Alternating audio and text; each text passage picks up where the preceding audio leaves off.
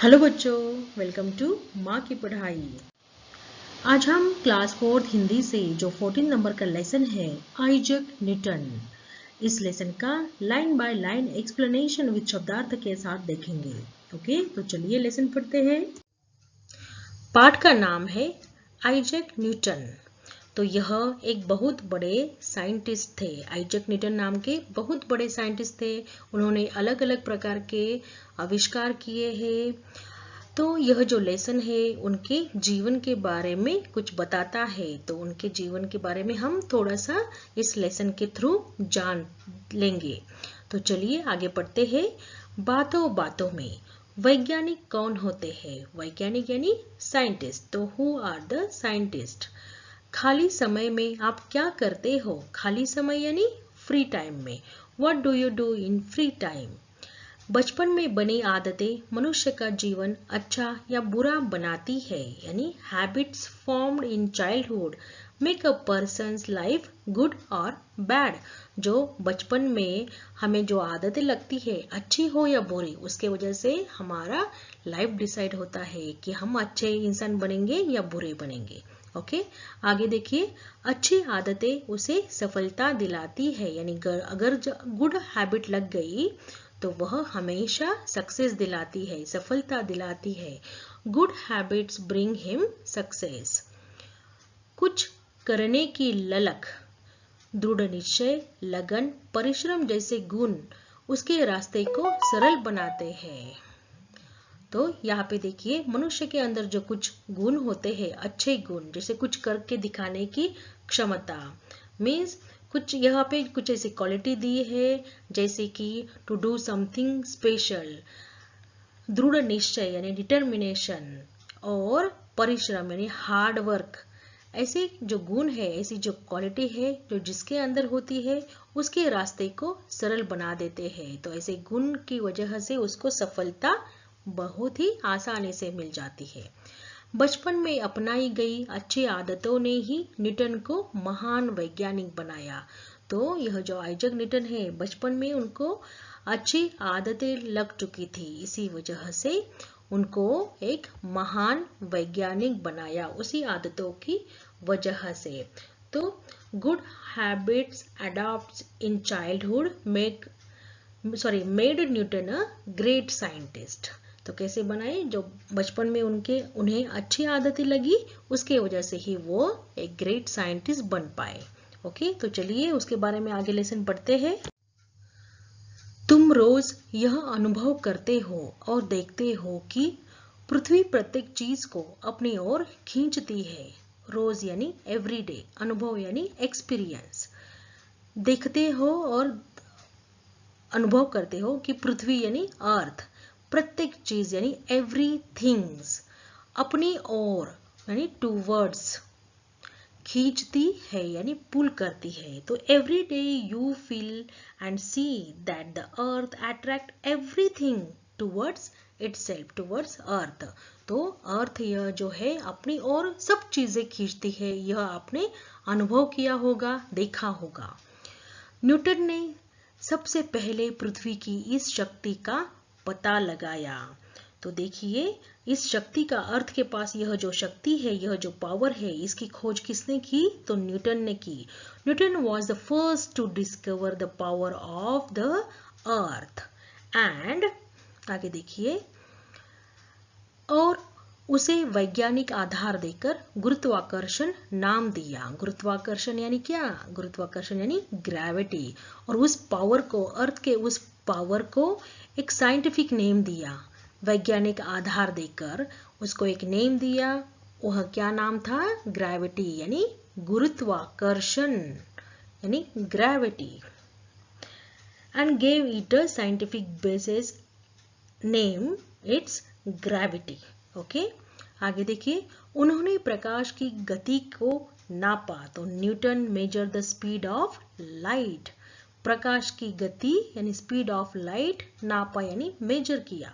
तो Newton measure the speed of light. नक्षत्रों की गति समझी, यानी स्टार की जो मूवमेंट थी, मोशन ऑफ द स्टार्स, इसको समझा यानी अंडरस्टूड किया। आगे देखिए, और गणित की गुत्थियां सुलझाई। गणित यानी मैथमेटिक्स, उसकी गुत्थियां यानी प्रॉब्लम्स को सॉल्व किया। तो Newton measure the speed of light, understood the motion of the star and solve the mathematical problems. Okay, आज का विज्ञान उसी की खोजों पर खड़ा है। खोज यानी जो इन्वेंशन उन्होंने किया है, आज का जो साइंस है उसके ऊपर ही खड़ा है। जो डिस्कवर उन्होंने किया है उसके ऊपर ही आज का साइंस स्टैंड किया हुआ है। तो today science stand about the discovery of that things. विज्ञान के अधिकतर नियम न्यूटन ने ही बनाए हुए हैं। जो साइंस के मैक्सिमम, अधिकतर यानी मैक्सिमम लॉज जो है वह किसके बनाए हुए हैं? न्यूटन्स के बनाए हुए हैं। Newton made the maximum law of science. Newton को जाने बिना विज्ञान की बातें अधूरी रह सकती है। तो without knowing Newton the things of science remain incomplete. तो इसीलिए हमें न्यूटन के बारे में पढ़ना या उन्हें जानना होगा, तभी हमें साइंस के बारे में पूरी तरह से जानकारी मिल सकती है। वह सही अर्थ में विज्ञान जगत के पिता है, यानी Newton he is the father of the science in the true sense. सही अगर देखा जाए तो वही साइंस, वही उनको ही फादर ऑफ द साइंस कहा जाता है। किसे? न्यूटन को, विज्ञान जगत के पिता, यानी he is the father of the science. Okay, आगे देखिए। अभी न्यूटन का जन्म एक गरीब परिवार में हुआ। गरीब परिवार यानी पुअर फैमिली में। तो Newton was born in a poor family. उनके पैदा होने से पहले पिता की मृत्यु हो चुकी थी। His father died before he was born. उसके जन्म लेने से पहले ही उनके पापा के, उनके फादर की मृत्यु हो चुकी थी, उनके पहले फादर। ओके, घर में वह था और उसकी माँ, यानी घर में सिर्फ दो रहते थे, न्यूटन और उसकी मदर। उसके पास थोड़ी सी जमीन थी, यानी उनके पास, उसके मदर के पास एक स्मॉल पीस ऑफ लैंड था जिसके ऊपर वह रहते थे, जिसके ऊपर फसल उगाने के लिए माँ दिन भर परिश्रम करती थी, तब कहीं उसका पेट भरता था। तो उस लैंड के ऊपर क्रॉप ग्रो करने के लिए होल डे मदर क्या करती थी? हार्ड वर्क करती थी।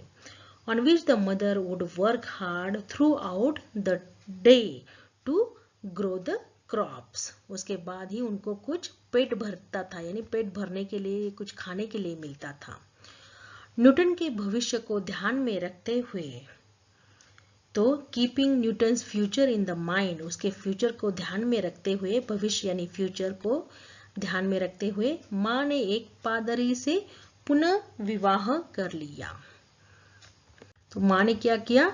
एक पादरी से, पादरी यानी प्रीस्ट, उसे पुनः विवाह मीन्स रीमैरिज कर लिया। To keeping Newton's future in the mind, the mother remarried a priest. नए पिता ने न्यूटन की पढ़ाई लिखाई की जिम्मेदारी ले ली। जिम्मेदारी यानी रिस्पॉन्सिबिलिटी। जो न्यू फादर थे, new father took responsibility for Newton's education. पढ़ाई लिखाई यानी एजुकेशन की जिम्मेदारी ले ली न्यू फादर ने। ओके, आगे देखिए। न्यूटन बाल्यावस्था से ही सीधा साधा था। तो Newton was very simple since childhood. बाल्यावस्था मीन्स चाइल्डहुड से बहुत ही सीधा साधा यानी बहुत सिंपल था। वह शर्मीला था, यानी शाय स्वभाव था, उसका शाय नेचर था। He was a shy nature. कम बोलता था and he spoke very little. And और शोर से घबराता था, मीन्स जहाँ पे नॉइस होता था उससे वह डरता था, घबराता था। खेल कूद में उसकी रुचि कम थी। He had little interest in the sport. Sport में उसका ज्यादा कोई ऐसी इंटरेस्ट नहीं था उसको, स्पोर्ट्स में रुचि यानी इंटरेस्ट। हथौड़ी लेकर ठुक ठुक करना। हथौड़ी यानी क्या? हैमर। हैमर लेकर वो हमेशा इधर उधर टुक टुक करता रहता था। आगे देखिए। मिट्टी के घर बनाना और उल्टी सीधी चीजें बनाना उसे भाता था, यानी उसको अच्छा लगता था क्या? To build the mud houses and to make something, अलग अलग थिंग्स बनाना उसको अच्छा लगता था। 6 साल की अवस्था में उसने स्कूल जाना प्रारंभ किया। तो he started going to school at the age of 6th। तो 6 साल की यानी 6th ईयर की एज में उसने स्कूल स्टार्ट किया, प्रारंभ किया यानी स्टार्ट किया, बिगिनिंग किया स्कूल की। वह पढ़ाई लिखाई में कमजोर था। He was a weak in studies। कमजोर यानी वीक, पढ़ाई लिखाई यानी स्टडीज में। ओके। इतिहास उसे याद नहीं होता था। इतिहास यानी हिस्ट्री, वो जो उसको बिल्कुल भी ध्यान में नहीं रहती थी। He could not remember history। But आगे देखिए, लेकिन यानी बट एक घटना ने सब कुछ बदल दिया। But one incident change everything. घटना यानी इंसिडेंट्स, कुछ सब कुछ बदल दिया यानी चेंज एवरीथिंग। कक्षा में पहले नंबर पर पास होने वाला बालक एक दिन न्यूटन से उलझ गया। यानी जो क्लास में फर्स्ट नंबर से जो पास होने वाला बच्चा था, उसका न्यूटन के साथ कुछ अनबन हो गई, कुछ झगड़ा हो गया न्यूटन के साथ। तो one day the boy who passed the first number in the class got entangled with Newton. Okay, तो उसके साथ उलझ गया, कुछ उनकी थोड़ी सी फाइट हो गई होगी। ओके, उस दिन से न्यूटन ने यह ठान लिया कि उसे पीछे नहीं रहना है। तो from that day Newton decide that he did not went to lag behind.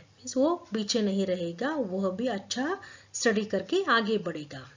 वह मन लगाकर पढ़ाई करने लगा और कक्षा में सदा प्रथम आने लगा। प्रथम यानी फर्स्ट। तो उस इंसिडेंस के बाद he started studying diligently and always come first in the class। okay?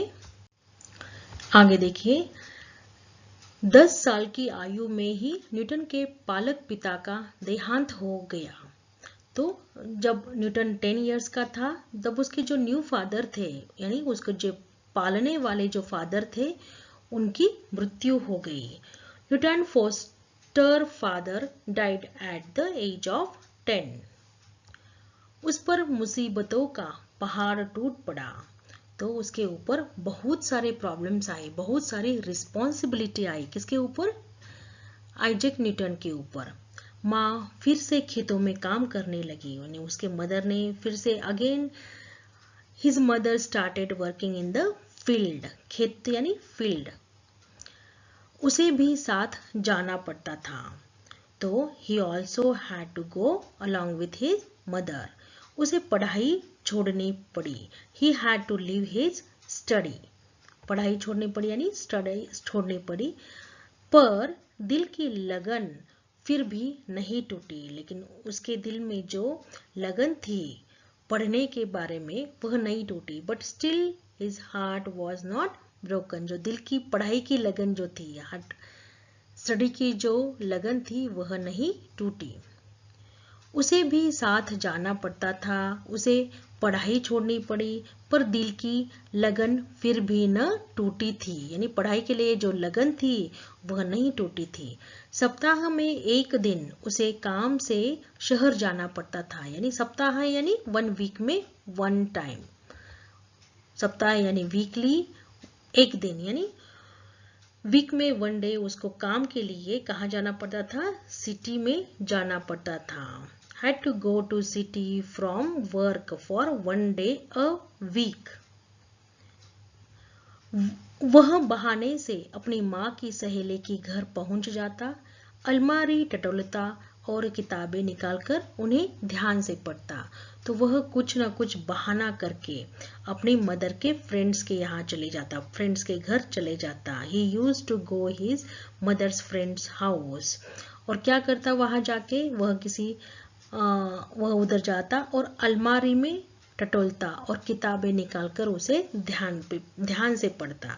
और वो क्या करता? Took out the books from the wardrobe और रीड करना स्टार्ट करता वहां पे किताबें। ओके, ध्यान से पढ़ता। आगे देखिए, अभी आगे देखिए, उसके मामा उसकी लगन से प्रभावित हुए। प्रभावित यानी इम्प्रेस्ड। मामा यानी क्या, मदर के जो भाई होते हैं, ब्रदर होता है मदर का, उसको मैटरनल अंकल कहते हैं। तो his maternal uncle was impressed.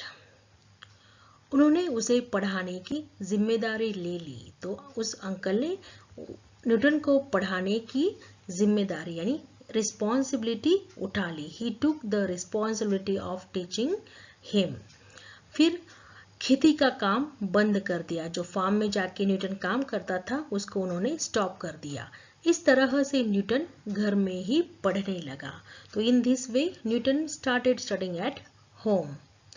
1 साल के पश्चात यानी आफ्टर 1 ईयर उसे दोबारा स्कूल भेजा गया। यानी after 1 year he was sent to school again. 12 साल की आयु में यानी 12 ईयर्स की एज में न्यूटन ने एक हवाई चक्की बना ली। Then at the age of 12 Newton build an air mill. हवाई चक्की यानी क्या, एयर मिल बना ली। किसने, न्यूटन ने। कौन सी एज में, 12 ईयर की एज में। फिर एक घड़ी बनाई। उसके बाद उसने क्या किया, एक वॉच बना ली जो पानी से चलती थी, जो वाटर से चलती थी, ऐसी उसने वॉच बना ली। He made a clock which ran on water. It is a device. Okay? तो ऐसी डिवाइस थी। इस यंत्र में पानी एक बर्तन से दूसरे में गिरता था। तो यह यंत्र था, यह डिवाइस था जिससे water use to fall from one vessel to other. Okay, एक बर्तन से, बर्तन यानी वेसल, एक बर्तन से दूसरे में गिरता था। आगे देखिए, इससे सुइयां घूमने लगती थी। सुइया यानी क्या है, सुइया यानी needles. Due to this the needle use to move. आगे देखिए, वह घड़ी बिल्कुल ठीक समय देती थी। यानी that watch gave the right time. ठीक समय यानी राइट टाइम। एक दिन न्यूटन ने अजीब तरह की एक पतंग बनाई। पतंग यानी काइट। तो one day Newton made a strange kind of kite. अजीब तरह की यानी स्ट्रेंज काइंड ऑफ काइट बना ली उसने। कुछ कंदील बनाकर उसमें रोशनी जला दी। कंदील यानी, कंदील को कहते हैं लालटेन हिंदी में।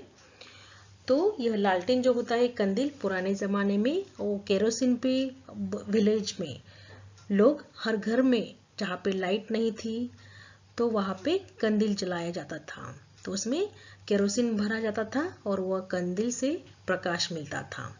तो उस वक्त भी न्यूटन ने क्या किया, कुछ कंदील बनाकर, यानी हम कैंडल भी कह सकते हैं अभी उसको, तो कुछ कैंडल के जैसे कंदील बनाकर उसने उसमें रोशनी जला दी, यानी लाइट पैदा की और उसे पतंग से बांध कर उड़ाया। और उसने क्या किया, उस कंदील को यानी लालटेन को, उस लैंप को, लैंप कह सकते हैं हम कंदील को, ओके, केरोसिन लैंप कहते हैं इसको, यस, कंदील यानी केरोसिन लैंप, ओके। तो उस केरोसिन लैंप को किसको बांध के उड़ाया, पतंग को, यानी उस काइट को बांधा और काइट को हवा में छोड़ दिया। इस तरह सारे शहर में न्यूटन की धूम मच गई। तो इस तरह से सारे सिटी में न्यूटन का नाम फेमस हो गया, ओके। वह इसी तरह की जोड़ तोड़ करता रहता था। तो वह हमेशा इस तरह की चीजें तोड़ता था और उसको फिर से जोड़ता था, कुछ नई चीजें बनाता था, यही वह करता रहता था। जिस काम में लग जाता उसे पूरा करके ही छोड़ता। तो जो काम में वह लग जाता था उसको कंप्लीट करे बिना नहीं रहता था, कंप्लीट करने के बाद ही वह चुप बैठता था। उसकी बचपन की यह आदत बहुत काम आई, यानी उसके जो चाइल्डहुड में यह जो उसको आदतें लगी हुई थी, जो काम शुरू किया तो उसको कंप्लीट करना, ऐसी का आदतें, ऐसी जो उसके हैबिट्स थे, उसको आगे बहुत काम आई बड़े होने के बाद। इसके बल पर न्यूटन ने बड़ी बड़ी खोजें की। तो यह जो आदत थी, उनकी हैबिट थी सारे काम पूरे करने की, तो इसकी वजह से उन्होंने बड़े होने के बाद बड़ी बड़ी खोजें की। खोजें यानी डिस्कवर किया, बहुत अलग अलग चीजें उन्होंने डिस्कवर की। तो he would leave only after completing the work that he used to do. This habit of his childhood came in very handy. On the strength of that habit, Newton made great discoveries. उन्होंने अभी बड़े होने के बाद में इसी habit से बड़ी बड़ी खोजें की, यानी डिस्कवरी किया। आगे देखिए, गणित यानी क्या, मैथमेटिक्स। तो गणित की कई शाखाएं निकाली, उन्होंने मैथमेटिक्स की बहुत सारे ब्रांचेस निकाली। ओके, विज्ञान की पेचीदा बातों को स्पष्ट किया, जो साइंस के जो कॉम्प्लेक्स मैटर्स थे उसको इजी बना दिया, क्लियर किया, स्पष्ट किया यानी क्लियर किया, और उनको गणित के सिद्धांतों से सिद्ध किया, और उनको गणित की थ्योरी से यानी मैथमेटिकल थ्योरी से उसको प्रूव किया, सिद्ध किया यानी प्रूव किया। तो न्यूटन का नाम विज्ञान जगत में सदा अमर रहेगा, क्योंकि न्यूटन एक बहुत बड़े साइंटिस्ट थे। तो उन्होंने अनेक सिद्धांतों को खोजा, अनेक खोजे की, डिस्कवरी की, और उस सिद्धांत को, उस विज्ञान की पेचीदा बातों को, यानी जो डिफिकल्ट थिंग्स थे उसको क्लियरली स्पष्ट किया with the help of mathematic theory से, उन्हें उसको प्रूव भी किया, और न्यूटन का नाम विज्ञान जगत में सदा अमर रहेगा, यानी Newton's name will always be immortal in the world of science. Okay, तो इसी तरह से यह कहानी, यह जो लेसन है हमारा यहाँ खत्म होता है बच्चों। आई होप आपको यह स्टोरी अच्छी लगी होगी। अगर आपको पसंद आया हो तो प्लीज़ एक लाइक कीजिएगा इस वीडियो को, अपने फ्रेंड्स के साथ, स्कूल के साथ शेयर कीजिएगा, और मेरे चैनल को सब्सक्राइब ज़रूर कीजिएगा। और कोई डाउट्स है तो प्लीज़ कमेंट बॉक्स में कमेंट कीजिएगा। Okay, thank you.